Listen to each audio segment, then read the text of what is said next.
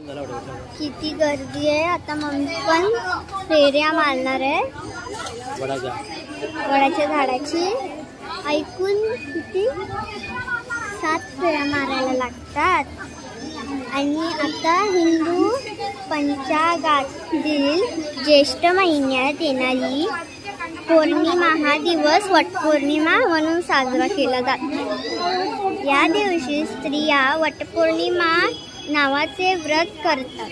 या व्रतादरम्यान विवाहित स्त्रिया आपल्या पतीला उत्तम आरोग्य लाभावे, दीर्घ आयुष्य प्राप्त व्हावे म्हणून वडाच्या झाडाची पूजा करतात.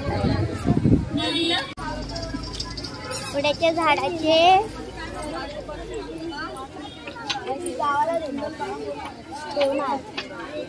बघू शकतो किती गर्दी आहे.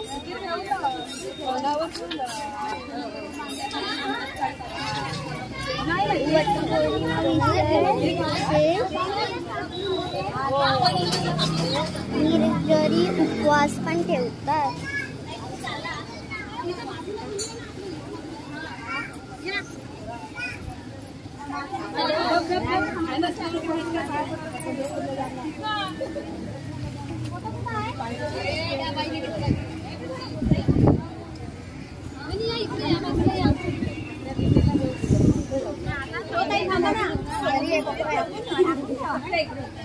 लय गर्दी एकदम संपलेलं आहे सगळं.